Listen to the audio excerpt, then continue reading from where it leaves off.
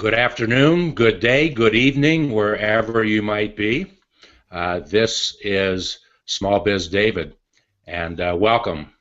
Welcome to one of the most exciting business days of my entire life. You've heard me talk, probably for the last 2 months, that one of my major objectives for 2015 was going to be publishing what I am calling a digital video book. Pretty simple terms. I don't know that anybody else uses those terms, but that's what we're going to be doing. And let me tell you why. Let me give you a brief history of why I'm doing it. 7 years ago, I published this book, How Do You Answer These 749 Questions About Your Small Business. It was a fascinating experience, and I highly recommend somebody taking 100 days of their life and just doing nothing but writing and putting it together and making it happen. And that's what I did 7 years ago. And the book was specifically designed to be a workbook. There's white space in between all 749 questions. The intent was that the small business owner would take notes, say, wow, that's an important question for my business. I haven't thought much about it. I need to call my accountant. I need to call my attorney. I need to call my marketing person, my strategist, my technology person, my banker, my insurance person, whatever the key word was in the question. And the book exceeded my expectations. It was a wonderful experience. It was never done to sell 1 million books. David, when you write a book, I haven't formally introduced you yet, but when you write a book, do you have any expectations about that book, or where it needs to go, or where your publisher says to you it has to go? Well, usually yes, because publishing books through a traditional big publisher, in order for them to actually greenlight an idea, which then goes on to become a book, it has to go through an entire business objectives and business planning process, where I have to present it, explain what it addresses in terms of the audience, who the audience is, how we're going to reach them, how they're going to benefit, and then everybody else puts in their tuppence worth. So a lot of eyes and minds actually pick at it before it gets green-lighted. So by the time they say yes, there's a fairly high level of expectation in terms of how it's going to perform. Did you also get a big upfront fee for that too?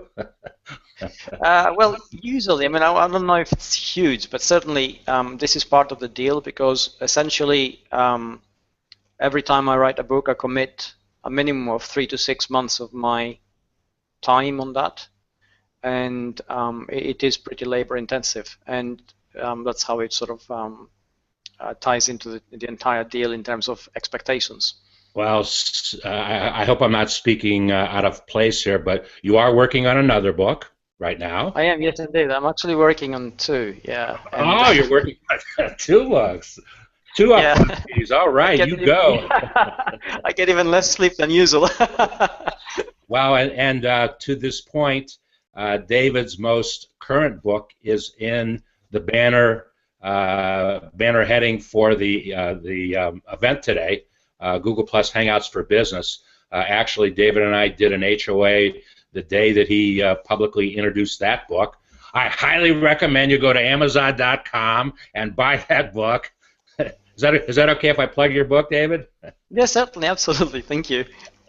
Well, the only criticism I really got from my book was that I didn't give answers to the questions, and it was a wonderful observation, and I never intended to give answers, because the answers would be my answers based upon my experiences. So if those were good experiences, someone could identify with that particular answer. So I think I got the 7-year itch, David. And I said, you know what? It is time for me to provide some of the answers to the questions. So I decided that as I put the concept together, I'm a video person. I do videos. That's what I love to do. Unlike you, I don't love to write. And if you were going to do a book, you have to love to write. That's the only way it's going to work. Because, as you said, there's no escaping it. It takes a lot of discipline, and you have to just do it and make it happen. So I love to do videos. So I said, you know what? Why? And I do a lot of HOAs. I said, why don't I use the HOA platform, have a discussion about what I want to discuss in terms of the themes of the book and the chapters and whatever, and the questions, put it all together, collate it, and publish a book, a video book. So that's what we're doing. Well, you know what? I haven't formally introduced my guest today, and I have to say that I could not be more thrilled, based upon what is happening, than to have David. I'm going to say something to you right now that I've never said to you before. Okay. you are on my very, very short list of mentors. Oh, wow. Thank you. I follow you in a different kind of way and read what you're writing, and I try to read as much from a business perspective that I possibly can. And here's where I'm putting you. You're with Brian Tracy, who is my major business and life mentor, and you are with Michael Gerber, who is my major entrepreneur mentor. And I've met both of those individuals. I've been very blessed to be able to go one-on-one with each of those gentlemen. And a woman by the name of Barbara Weltman. Barbara and I have been doing stuff together, streaming on the internet, HOAs, for 7 years. And Barbara is recognized to be the #1 small business tax expert in the United States. And David Amerland is my marketing mentor. Because, there's certain aspects of business, David, that they're not going to change much from, they're basic principles, and they're things that you have to do.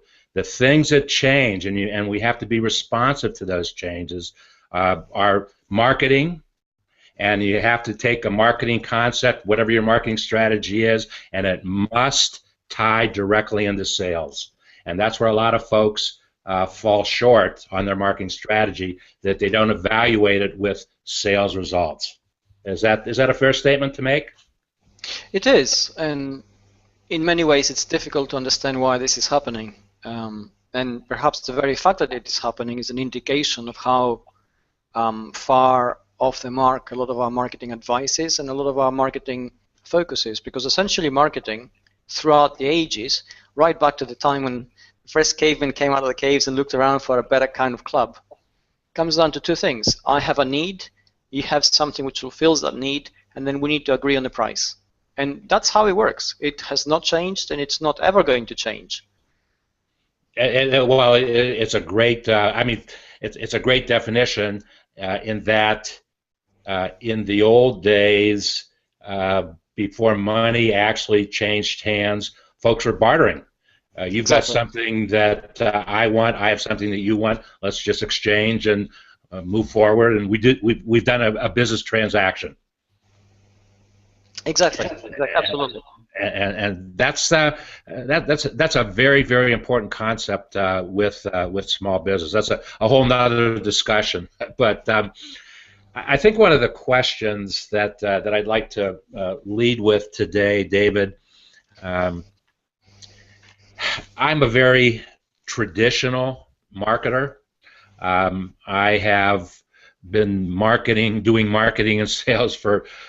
Well, first of all, stepping back for a moment, marketing and sales, as I said, is the guts of any business. We might have a great business idea, a great product, a great service, but if we can't communicate that to whomever, the marketplace, which is marketing, and that we don't then, that doesn't convert into a sale, we don't have a business. We really don't have a business. Pretty simple. That's very true. Absolutely. And so we have to have that as a mindset. So I guess my first question would be, and I hear this, I read this, I don't believe it, but the question is traditional marketing dead? I guess we have to define terms, what traditional marketing really is, but you know what? I don't think it really matters because, well, actually, it does. I think, I mean, traditional marketing, if we understand the word traditional, means it comes down to somebody having something which they want to sell, and using marketing to connect and create a bridging point with somebody who wants to buy that, whether it's a product or a service. And in terms of that equation, that sort of structure is never really going to go away, because that's the only way that it can actually happen.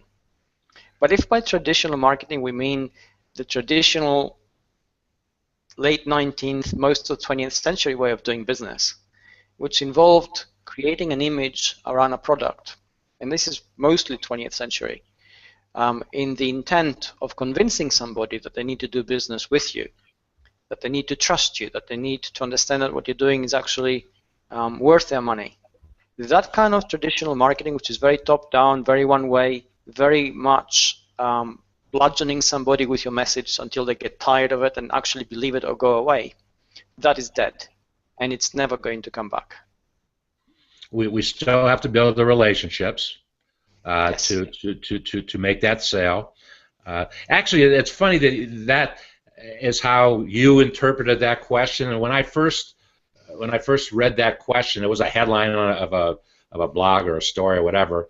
When I first read it, the first thing that came to mind was the traditional forms of marketing, a la direct mail, a la television, a la radio, and that was the first thing that came to mind. And probably most of them are dead because of the internet. I mean, I think at the end of the day, yeah. But even posters can work in the right context. Marketing works always within a very contextual kind of situation, and in the modern world, in the 21st century sense, marketing is the initiation of a dialogue, and that dialogue can begin in many different ways. I mean, you can still use email, you can still use a poster, you can even still use a traditional advert in a newspaper or a magazine. We're talking about dead trees kind of approach here. But provided it actually initiates a conversation in which everybody can partake, that is a good starting point which leads you to where you want to get to. If you only use it as another channel to broadcast, it really doesn't matter whether you use a newspaper, a magazine, Twitter, Facebook, or G+. If you're broadcasting, you're still doing the same thing.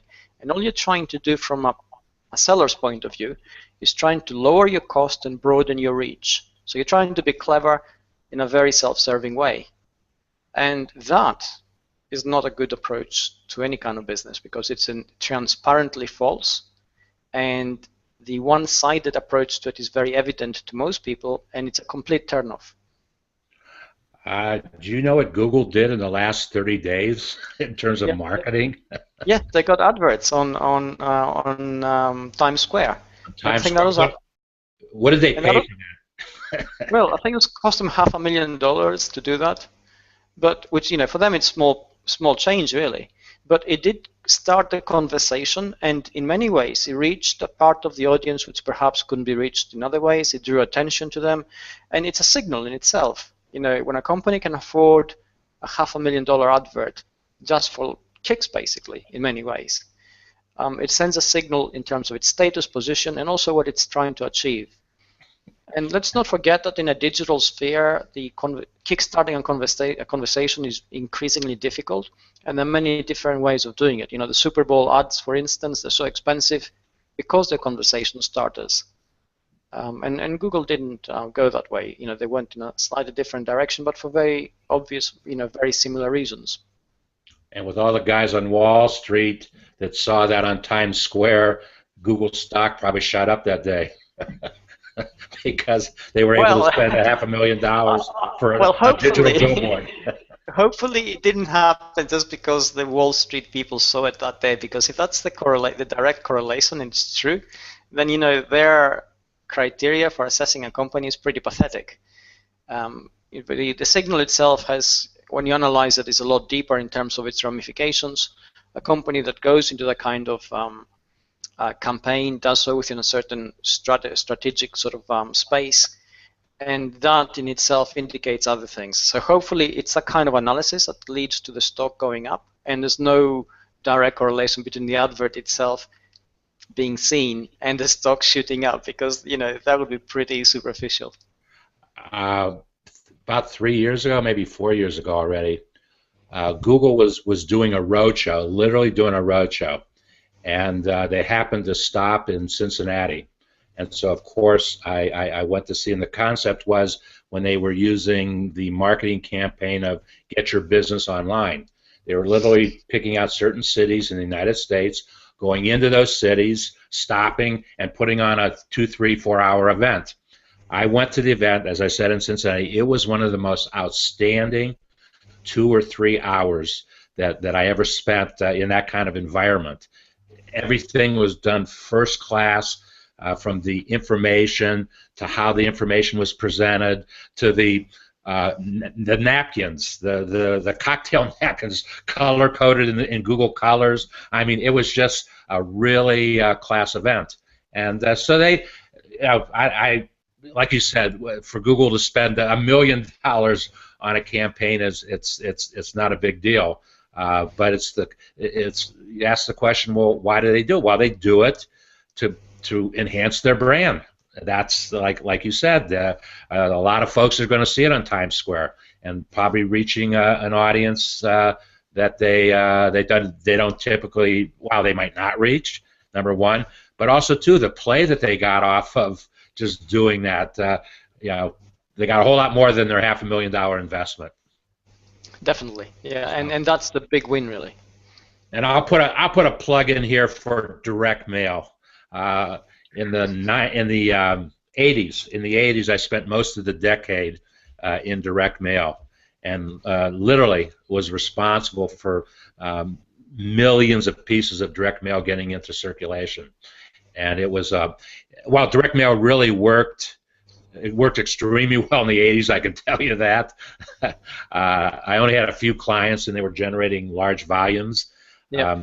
But I still believe, and I'm going to test it. I am going to test in 2015 the use of a postcard. I love 4-color postcards. They just work. They've always worked for me for as many years as I've been using them, and that's the first thing that always comes to mind when I think about traditional, back to direct mail. And you can do some interesting things with postcards. You can put a QR code on it, and that QR code can take you to your Google Plus profile page. I mean, it's really interesting what you can do, and I think that's the bridge to digital printing. I mean, that's changing the way we think and do and react. So we live in a different world. There's no question about that. So, marketing is supposed to do two things. Well, let's stepping back for a moment. Brian Tracy, one of his ongoing recurring themes, laws of business success. When asked the question, "What is the purpose of business?" Clearly, he states that typically more than 90% of folks who answer that question will say to make a profit. And he says, no, the purpose of business is to acquire a customer and retain that customer. Is his answer better than your business with a profit, David? Well, I think both of these questions are a little bit of a fail today. Yes, I mean, business does need to make a profit in order to stay alive. I mean, that's the same as saying, why do we need to breathe? Yes, I mean, we need to breathe in order to stay alive. But we're not alive so we can breathe any more than a business is there to make a profit as the only reason for it to exist. A profit is the lifeline of a business. Customers are absolutely necessary, but if a business isn't there to actually solve something vital, then you're only spinning on a very short life cycle with a countdown clock. And that's not a very good business model. So really, a business is there to help in the broader sense of the word. It's there to facilitate. And businesses that actually do this very successfully, they're very successful at acquiring customers without a tremendous amount of effort, and they're also very good at generating a profit, again, without a tremendous amount of effort. Yes, I always remember that because I'm a very, very customer-centric person.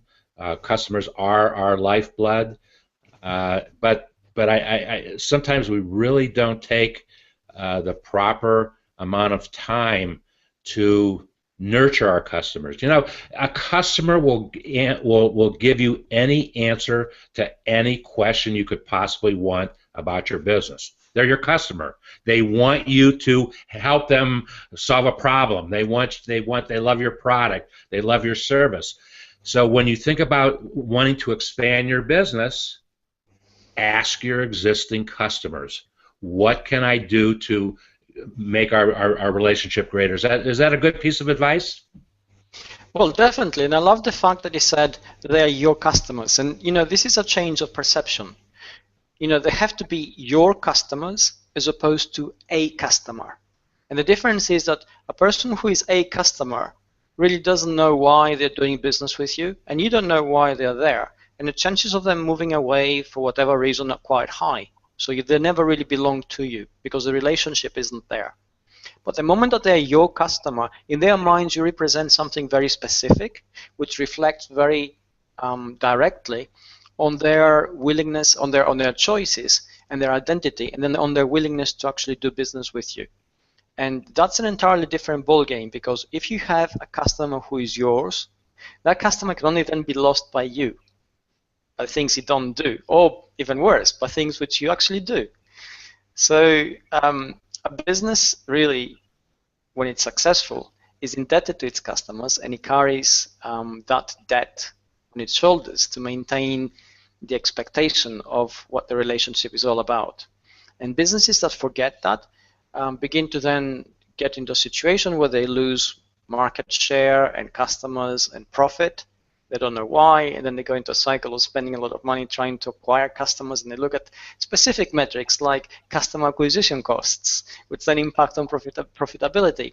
And you know, all these little equations, all these tools are important certainly in terms of a business, but they only come into their own and they only become necessary when a business doesn't function well in the first place.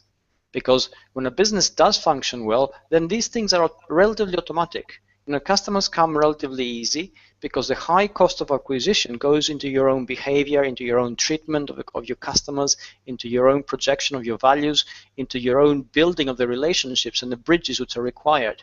And that's where all that cost goes. So by the time we get to the customer acquisition phase, you know, it seems to be very easy. You think, you know, we're not really spending that much acquiring customers, it's just come to us. But they don't really. I mean, that's a false perception. They come because of the effort that you put into it.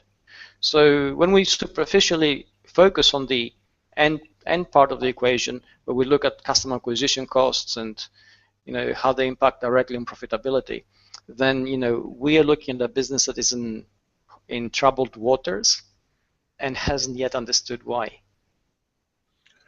And it's a brilliant point that you make. You make a lot of brilliant points, but we talk about, you know, and I think that the whole concept of the mentality of being an online business and all the things that we do, it doesn't cost in traditional terms a lot of money to be online. The big resource there is time, all the time that it takes to be. So I don't know, are you better off by taking money out of your pocket, or are you better off taking the time and building a relationship? And you know, we kind of laugh at that, but that's a question that every business must ask themselves. Yes. What's the best use of my resources? Because I don't care how large you are, we all have limited resources. There's some folks that have kind of unlimited resources, but there's still a limit to their resources. The smaller the business, the more time that we have to spend to really analyze what's the best use of our resources. Yes, and I'm very glad you brought time up, because time is not cheap.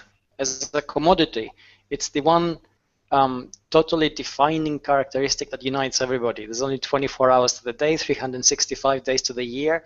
That doesn't change irrespective of the amount of money you have to throw at it or manpower that you have to throw at it.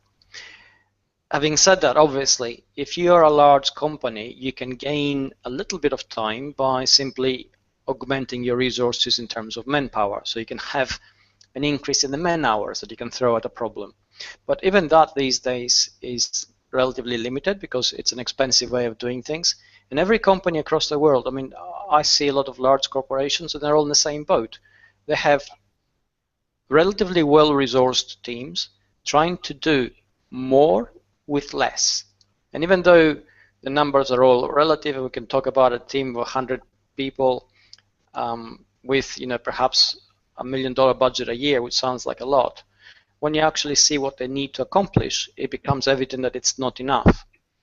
And let's not forget that every successful business is almost like a sausage factory.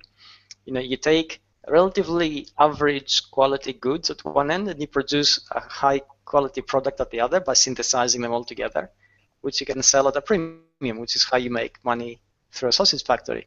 And businesses work the same way. They can't throw endless resources at a market that will then return to them perhaps what they threw back. So they're always under-resourced things, relatively speaking. So even though we may be talking about multinationals or individual entrepreneurs, the structure of the problems they face are almost identical. The scale is a little bit different, but the generic form of the solutions that they reach, that they need to reach, are certainly the same. A brilliant, once again, segue into our next phase of discussion here. And what I'd like to do, I've been doing some research, obviously, and what I'd like to throw at you, David, and I should point out to anybody viewing, we have not had this discussion. David has no idea what I'm going to talk about right now, and we're going to share some predictions that I've read and I think are pretty good predictions for 2015, and also some trends, a couple trends, and I'd like you to comment on those. Is that okay? Yeah, absolutely, certainly. And I don't think these are in any prioritized order, but prediction number one, continuing content marketing growth, content with the keywords being content marketing.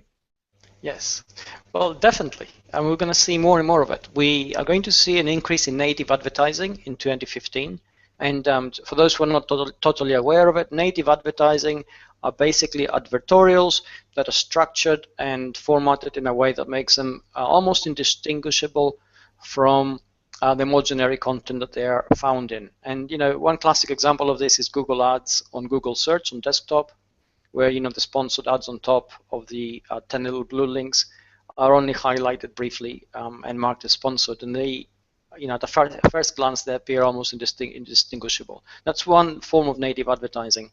Articles which appear to be articles, but they're actually written as advertorials, that's another. And we're definitely going to see more and more of it. But we're in a semantic web where increasingly the quality of the content that we produce becomes a defining characteristic of who we are as a business and a brand. So definitely we're going to see an increase of that. It's funny, when you said native advertising and you defined it as an advertorial, I don't know if you're going to believe this or not, but I did my first, as a publisher, I did some native advertising back in the 70s because it made a lot of sense, and we had to put, it was a requirement back then, and I'm sure it's similar today, you had to put paid advertising. You had to use those words to distinguish between something that might look like advertising, or it might look like editorial copy versus an ad itself. So, yes. And I mean, nothing. I mean, let's bear in mind that when it comes to anything that we can do, nothing really is new under the sun. We just rework the way we can do it and reformat it in terms of reach and obviously cost and creative capability. And back to your point about marking things clearly, definitely, native advertising has to be clearly marked. I mean, if you're in the United States, I think it's a federal requirement that you actually mark it clearly so it's not confused as editorial. And from Google's point of view, it has to be marked clearly, otherwise your website will be penalized. So that's two things to keep in mind. And certainly from an ethics point of view, it makes good sense. Is it appropriate? You did a blog today, or you were commenting on one about Adblocks. Is it appropriate to bring that up? Yes, certainly. That's right. Yes, there are. What it is basically French and German newspaper publishers are getting together to sue the startup that has given us the app Adblocker Plus, which goes on your browser and basically blocks pop-ups. And this is again, it's pretty much the same industry that wants to break up Google through the EU legislation for very much the same reasons. It's impacting on their profitability, and this is a very much an old world versus new world kind of fight. And I use the word fight loosely here, but that's exactly what it is, really. We're seeing traditional industries that used to be the gatekeepers of information, and it is up to them essentially to direct our attention to adverts by being the only ones who delivered content to us. And let's keep in mind that their business model at the time was that we bought a newspaper or a magazine for which we paid money, and then we were subjected to advertising which you couldn't really escape, for which they had already been paid for. So we went from that world to a world where suddenly, we're in control. We can choose to see what content we want to see. We go across the web. We can use search to find pretty much anything, and we can use tools to block any kind of advertising simply because advertising, which becomes too time-consuming in terms of our attention, is something which we don't want to. We don't want to be subjected to it. And they want to fight that. So instead of actually improving their content and becoming compelling points for us to visit on the web, they're trying to turn back the clock and go back to the past. And it's definitely not going to work. I mean, if anything, personally, I will sort of find out who's the specific industries behind that or specific newspapers, and never visit them again. Yeah, well, it's the same kind of fighting that we're seeing in the cable world. Where did I just read? I read it today that it costs 64 cents an hour to view cable television. 64 cents an hour to view cable television, and some type of digital marketing was down to like 17 cents an hour. And that's what we're seeing, that kind of fight. Net neutrality. We're seeing the cable folks trying to flex their muscles on that. It's kind of interesting battles we're seeing out there. And in fact, those kind of battles, and I don't know if people really pay attention to those things, but it will have an impact on marketing. There is no question that they have to understand where that's going and the impact that's going to have. Another prediction for 2015. I know what your answer is going to be on this one. Use of marketing data, a greater enhanced use of marketing data. Well, we live in a data-centric world, so really you should be using data to keep your eyes open. What I will say here is that essentially we've gone a little bit the other way in terms of how the pendulum has swung. We have more access to more data than ever before. And it's easy sometimes to get lost amongst the trees and fail to see the forest. So use data judiciously. Know what you're looking for. Know what exactly the milestones that you want to achieve are. And have tools which help you see where you are in terms of those. But try really hard not to get lost in the acquisition of more and more and more and more data, thinking that it's going to create an ever greater granularity in the picture that you're forming, in the mistaken belief that this will help you. And again, we've seen this before in marketing. I've been involved directly with large corporations for a long time. Many of the decisions which we took in the pre-data-driven world were based on hunches and managerial reports. And if you think how that goes, I mean, it's really scary. But it worked. And that shows that, if your lines of command or if the filters which you use are adequate, that isn't a good enough way of actually moving forward. And that's exactly what you need to aim for. And I think we've already said it. You still, very, very in simple terms, you need to understand what does it cost for you to acquire a new customer. You have to have your hands around that. So whatever data you need to come up with that answer, but it's a very, very important answer, and we want to drive those costs down, and there's a lot of things you can do to drive the costs down, but it is understanding data. So yes, we are definitely on information overload. Way too much information, and our challenges now are trying to figure out what's the good information and what's the not so good information. And yeah, that's where we go back to trust and confidence and authority and what have you on that one. That's a tough one. That's a tough one. Okay. Increase in marketing noise, and I guess it really matters how you define what marketing noise is, but what would be your comment on that? Well, first of all, everything which we do on the web is noise until it becomes a signal. So there's nothing is ever lost. Now, yes, there will be more and more marketing directed at us, simply because we live in an attention economy. It doesn't matter how good your marketing campaign is if you fail to actually grasp the attention of your audience, because at that point where you actually have their attention is where the conversion actually takes place, the magic happens, and they go from being casual observers to your customers. Now, fighting for attention is what everybody else is doing, and they're doing it in a more and more innovative way, in a louder and louder way, in a more and more persistent way. So clearly, the winners out of this are the ones who will find ways to capture attention without either creating a sensory overload or a data overload, or simply tiring themselves out or tiring their audience out. You really have to be clever, you have to be specific. Communities are a way to actually drill down to your audience, but also being very specific and very transparent and using very basic principles.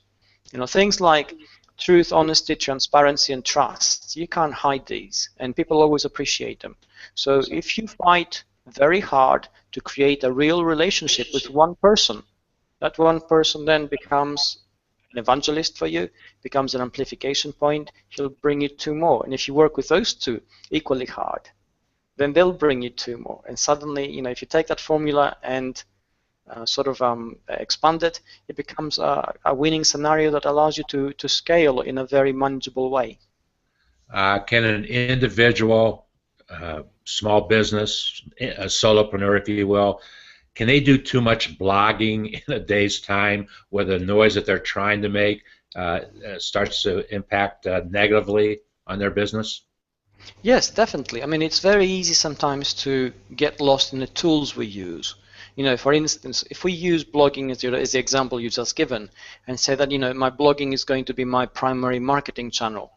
If you blog simply for blog's sake, you're creating content simply because you have to, that's poor quality content. It's unfocused, it's driven because of a perceived obligation, and no real value, or questionable value, really. And then it becomes a lossy proposition, and you think, okay, it's not working for me, what I need to do is put more hours in there. And that shouldn't be the case. It should be, if you do one blog post a week, that one blog post should be like a polished gem. It should shine on its own. And if you achieve that, then that's a win. If it gets lost because, it's a rough diamond, it gets lost in the mud, well, that's your fault. You haven't thought it through carefully enough. So really, the hard work these days is not so much in the execution. We have the tools at our disposal to basically do things very easily. We can create videos, we can create podcasts, we can blog and create digital pages very easily. So really, all the hard work has to take place beforehand at the conceptual space where we plan it, we understand it, we are very clear about our reasons, we're very clear about our target audience, we know their needs and we try really hard to understand them, and then we work very hard to actually meet those needs. And that's how we need to operate in order to move forward. Okay, here's one that I found very interesting. I'm not quite sure where I found it, but a prediction that in 2015 there's going to be a decrease in guest posting. Well, that would be a welcome thing as far as spam guest blogging is concerned. This feeds off something Matt Katz said a few months back in the year, where basically, Google has put in place certain filters where guest blog posts of questionable value, which are simply done in order to get a link from a website, are really being frowned upon. Google did not come out against guest blogging, but it did come out against that kind of practice, which tries to game the system. So really, where there's real value in somebody contributing to a blog as a guest and reaching that audience, enriching that audience's worldview, that's always going to work. Where it comes to a point where I can agree in a week to write 30 blog posts which will appear in 30 different blogs, which will give a link back to me, and those 30 blog posts will be X number of words, but not really say very much. That is a dead practice. Good. It's bad marketing. Yes. And should be recognized as such. And here's one, we don't have to really spend much time on this one because you and I both believe in it. Adoption of video. I mean, it's only going to get greater. Google had a plan in mind when they bought YouTube for, I think, if I remember correctly, $6.2 billion, and there was a drop in the bucket for them to make that kind of acquisition. But they knew where it was going. They knew they had a plan, they had a strategy, and my goodness, what a brilliant strategy. Well, pictures and video across the web are only just beginning to come into their own. They're of particular value because if we think about them, both video and images act like a condensed message which gets across something very specific, and they're very mobile device friendly. If you're on your phone or your tablet even, it's a lot easier to consume a 3-minute video or look maybe at a couple of pictures than to read 1,000 words, usually because when you're on a mobile device, you're also doing other things, you're multitasking, you're in between things, and you don't always have the leisure to sit down and properly consume it. So having that multiplicity of channels and the richness of imagery to complement your writing is always a plus. Well, you hit on something that we're going to talk about in soon. We had to get to it. We might as well get to it right now. It was further down the list, and I said there's no priority here, but you just touched on mobile. And mobile is going to probably be the most difficult thing for the smaller business person, the smaller business, to really grasp and make sure that the marketing that they are doing is mobile ready. I mean, because so many more folks. That's how we communicate. That's how we reach the folks. And if you want your message to get out there, you have to be cognizant of that. Well, I'm very glad you brought this up actually, because mobile marketing right now is where website marketing was back in 1998 perhaps, where they needed to have a website and they had a website, but they didn't really integrate it into their marketing. They didn't really know what it was doing there, and they didn't know how to work it. Mobile marketing has to be integrated into your marketing.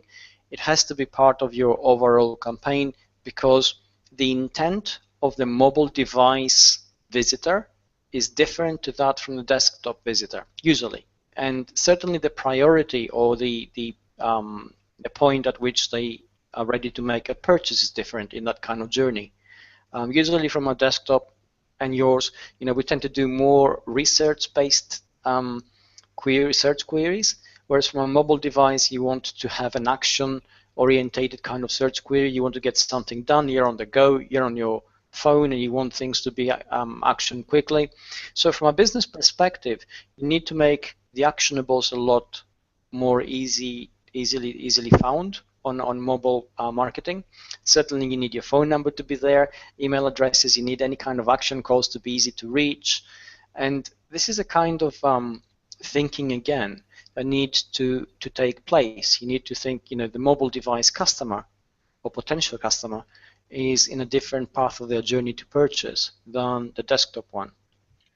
I didn't I didn't include in this list something that you just touched upon, and I'd like you to comment on it because I'm struggling with, well, I'm really trying to figure out the best answer for me and what I'm trying to accomplish, and that's the concept of the website. A website today, I think, is dramatically different than the first website that I built probably in 2000. And so how about commenting on that? Because a website is you know, that is something that a website, a landing page. I think maybe the mindset is more of landing page than it is a website. And I'm actually about my personal challenge. I need to do two kinds of website type things, but I don't want full-blown websites. I absolutely don't want them. I want a landing page, and that landing page will then direct the traffic the way I want it to be directed. But I'm struggling with something right now, whether or not to put one of those inside of Google itself. And if you buy a very inexpensive Google Premier membership, I think it's $50 a year, you can actually build a branded site, your own brand, inside of Google, which obviously is going to have wonderful advantage. So I'm thinking about building a landing page concept outside of Google and one inside of Google, and for those two to tie as closely together as possible. Does that make sense? It does. Let's clarify a couple of things. First of all, if you build a website using Google's tools and you're using Google's programming, essentially, you have an advantage in terms of indexing because it's easier to index. But certainly, it doesn't give you a ranking advantage. That still has to be worked for and earned for. Now, whether you know. Basically, when it comes to any kind of website, Google has very specifically said that they look at each website page individually and they rank pages as opposed to sites. And that means that every page which you create has to have very specific value, very specific intent, and it has to be there to answer very specific search queries. Otherwise, it won't surface. And that's the approach, again, which you need to take in terms of your audience. It's very much the kind of targeted approach you need to have in mind in the 21st century when we create anything in the digital world. And it's no different to desktop or mobile in terms of that kind of approach. Now, obviously, the mobile experience has very specific touch points in terms of the action calls. They're not necessarily the same as the desktop experience, and that's the thinking that needs to go on behind them. Good point. I had a friend who went to Manhattan this last weekend and have a GPS device in their phone, and it was amazing. He was amazed at the messages he was getting driven by that GPS device, and I asked him how many coupons did he get from restaurants that were a block away from where he was walking, because that's where I think, well, I know the world's going in that direction. I don't know if you can actually do that right now, but that's the kinds of the things we have to think about, and particularly small business, because it will drive traffic. Well, if you're an offline business as opposed to an online business, it can certainly drive traffic to your particular bricks and mortar operation. Okay, another prediction for 2015. I'm not so sure. Well, I guess it's very important to the small business folks. An increase in marketing software acquisition, and the acquisition part of it means that there's companies seeing value in marketing automation software, and that's a big thing for a small business to think about. Well, we're going to have to tread a little bit carefully here. I'm all for time-saving devices when it comes to time-saving sort of platforms, when it comes to automation. But after a certain degree of automation, anything further than simply goes into marketing on autopilot, which means that the entire approach to personalization and bridge building and relationship building we've been talking about goes out the window. So really, you need to be very careful about why you choose specific platforms. You need to be careful about how you use them. If you just use them to simply tick a box that you market to a specific platform and a specific audience in an automated way, and it doesn't impact on your time, well, all you're doing is ticking a box. It's not really working for you, and you're going to see that. So save yourself some trouble to begin with, and actually work out where you can safely automate things and how, and where you shouldn't. And once you draw those guidelines should be your criteria for choosing any kind of automation software from here on. I laughed in your very first sentence because the very next thing I was going to bring up was personalization. How important personalization is going to be. Well, personalization has always been important, and you're absolutely spot on when you say that automation really can take the personalization aspect out of it very, very quickly. I mean, we know today when an autoresponder has given us the response as opposed to, you know, that's isn't an autoresponder artificial thinking? I mean, isn't that really what it is? There's no semantic relationship in an autoresponder. No, there isn't. Or is there?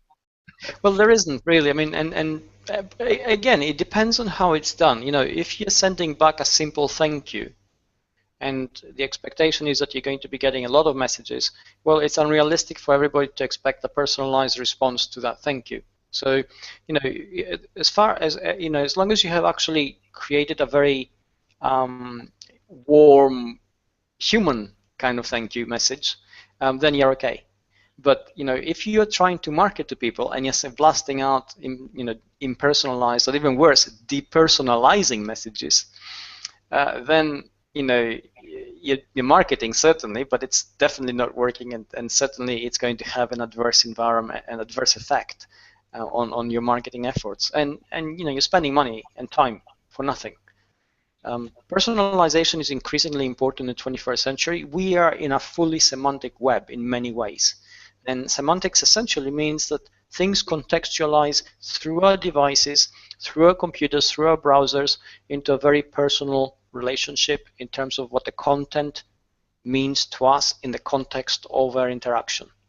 And that means that essentially, you know, the websites we go to, the emails we receive, you know, Google's inbox, for instance, is very semantic driven. People's content which we see through Google Plus and in Google Search, they have some meaning to us and meaning for us, and they are part of our relationship graph. And that makes everything personal in many ways. So if marketing cannot become personal, then it's doomed to eventually fail. How come I can't get the inbox product?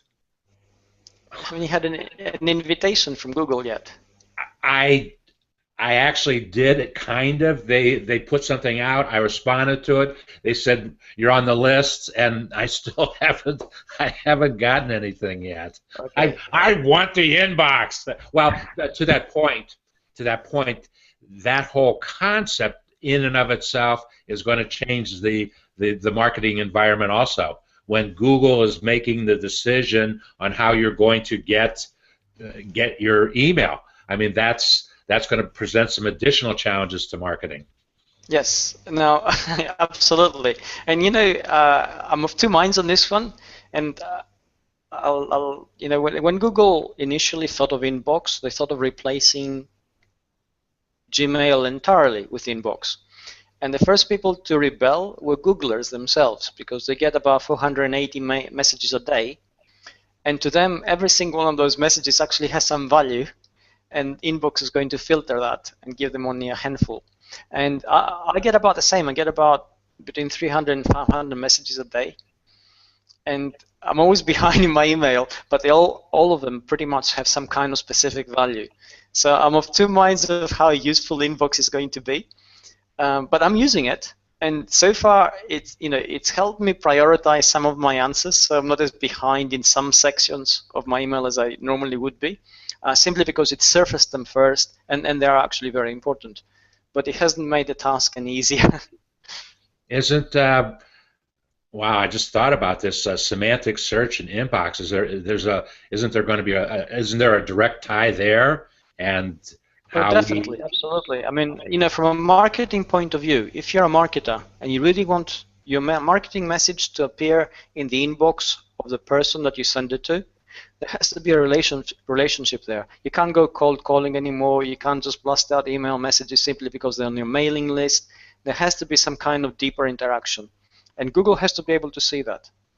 So yeah, it's going to change a lot of things. Well, from a very practical standpoint, in me putting the book concept together, I've got a list of about close to 30 people that I've had communication with, and I've tested a Google app, a Google Drive, and I've tested email, and I've tested personal messaging to try to see, how to get somebody's attention. And these are folks that they know me. All the folks that I sent to know me, so it's not like I'm a spammer.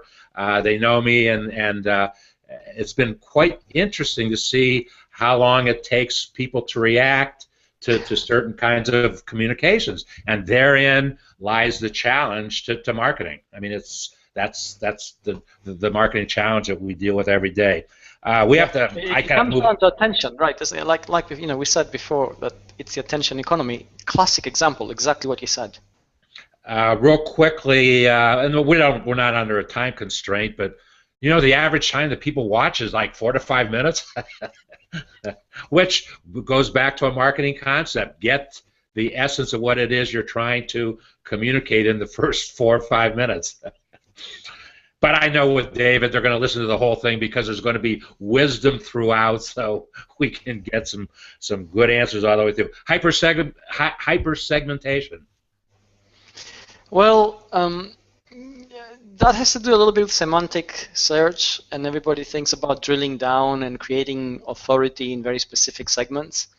From a marketing point of view, it makes a kind of sense, but I'm only saying kind because the moment you do that, then you're basically narrowing the field of the audience, the scope of the audience you're targeting, and that's not good for any kind of business. I mean, the value of semantic search and semantic web is that frequently you can find customers and you can create a market out of the most unexpected channels. They find you through a friend of a friend of a friend kind of connection, and for that you need a very broad perspective in terms of your marketing impact.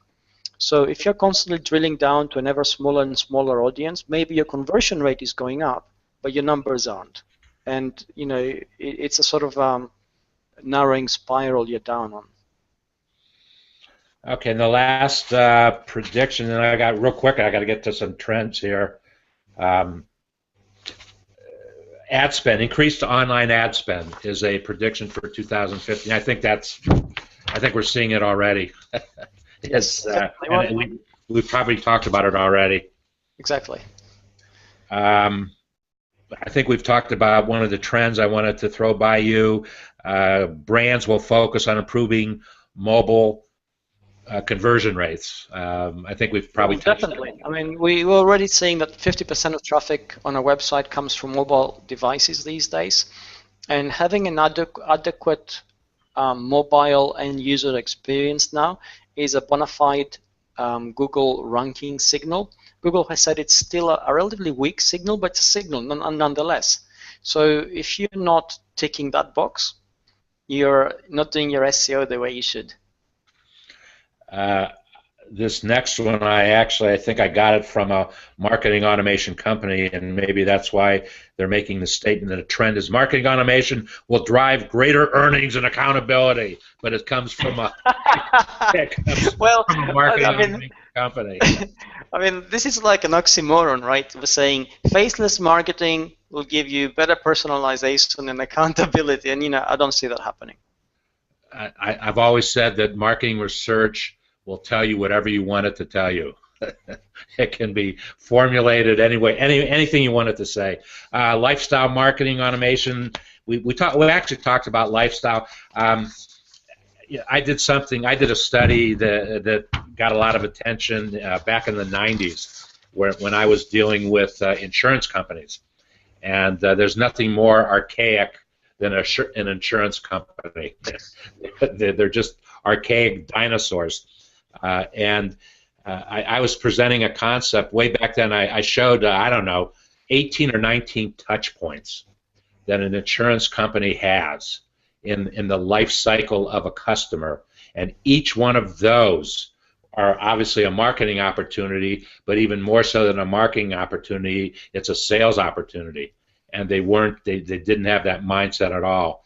Haven't been spending a lot of time in the industry, so I'll have to find out if that's where their mindset is today. Did you know something, though, about insurance companies, David? As an industry, the very early embracers of the internet as a marketing tool and websites were insurance companies. It is amazing. Their sites didn't do anything, but they had them. They were out there, and as an industry, they were one of the very early industries to really embrace the internet. So, inbox innovations, we talked about that already as a trend. Boy, we're ahead of the trends here. And contextual marketing, real-time data access will drive more contextual messaging. Whoa, big thought. Real-time marketing, contextual messages. Like I said, I got some of that from marketing automation companies, so we know what they want to talk about. David, I want to thank you.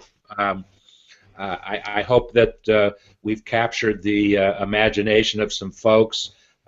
We've created a lot of key words today, things that small businesses must think about for marketing their businesses in 2015. We will deal with some of these in greater detail. But I want to thank you for taking your very precious time and sharing David Amerland's perspective of these various things. And like I said, one of the reasons why I've always enjoyed interacting with you is, you can get into any big company. They come looking for you, and some of the concepts that we're talking about, they're basic marketing concept. Doesn't matter if you're big or small. You have to be thinking about them. But once again, we talked about the resources that you can throw towards those, and the equalizer is that 24-hour in a day, 7 days a week, 365 days a year. That's the equalizer that we all have. So, is there a comment that you would like to make to summarize and what? Really, I threw some ideas at you, some things additional things that you think small businesses need to be thinking about for 2015. Definitely, I think the basis of any kind of marketing is to play to your strengths. And for a small business, the agility they have and the ability to personalize the messages of their marketing is an incredible strength. And they should be using that. Find ways to get your personality across. Find ways to get the conversation going in a very real way. Forget about marketing in a glitchy, big business kind of way that gave us a facade. And think about marketing as you would do it personally. Project a personality. Share your sense of the business values which drive you. Share the mission which drives you in your business, and make that work for you. And if you do that, then you're on a winning streak, and everything else that happens around it is peripheral. Wonderful. Well, once again, David, thank you for taking your time. And this was the very first chapter introduction that we're going to do. We're going to talk about strategy. Tomorrow we're going to talk about technology, small business technology on Thursday, and small business money matters on Friday. But it was indeed an honor to have David Amerland share this very, very exciting experience for me, and thank you. Thank you very much for having me here. I really enjoyed it. Very good, thank you. And if you have any questions, I know I did not look to the event stream for any questions, but Dave and I will look at the event stream, and if there's anything unanswered, you'll get an answer. If there's something that we didn't talk about that you need some more information, please let me know. And we'll see you the next time, which may very well be the best time. And take care.